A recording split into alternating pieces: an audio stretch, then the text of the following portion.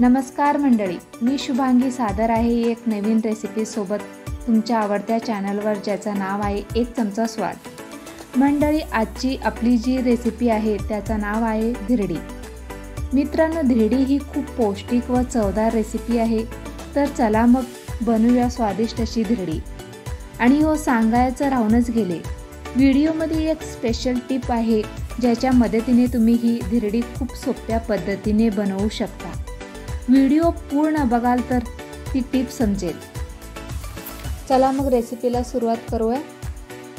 सगळ्यात अगोदर एका पातेल्यामध्ये 2 वाटी गव्हाचं पीठ घ्यायचं, 1 वाटी ज्वारीचं पीठ घ्यायचं,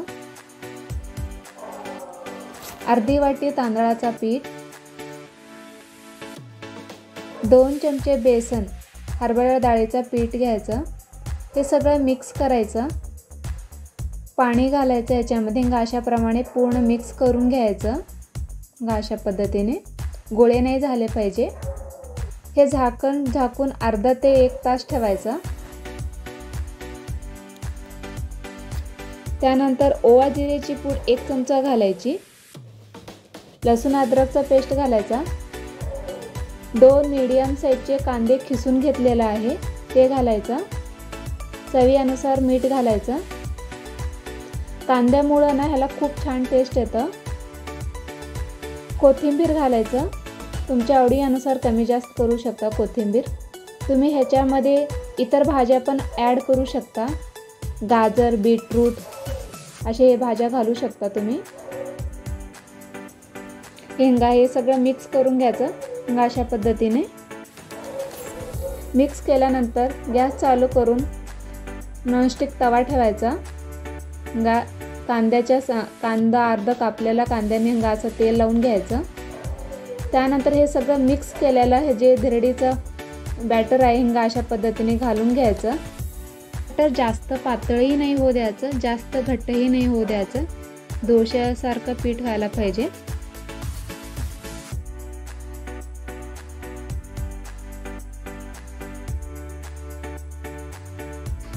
असं घालून घेतल्यानंतर ह्याच्यावरती एक झाकून ठेवायचं, ताट वगैरे झाकून ठेवायचं। ताट काढल्यानंतर असं छानपैकी खरपूसपणे सगळीकडनं भाजलेलं आहे। छानपैकी भाजलेलं आहे, किती मस्त दिसतंय। खायला पण खूप टेस्टी आहे, तुम्ही करून बघा नक्की।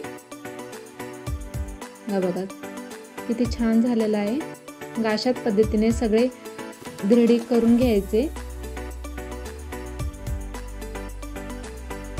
तुम्हाला खरपूस हवे असेल तर बारीक गॅस करून ठेवायचं, खरपूस असं कडक होतं।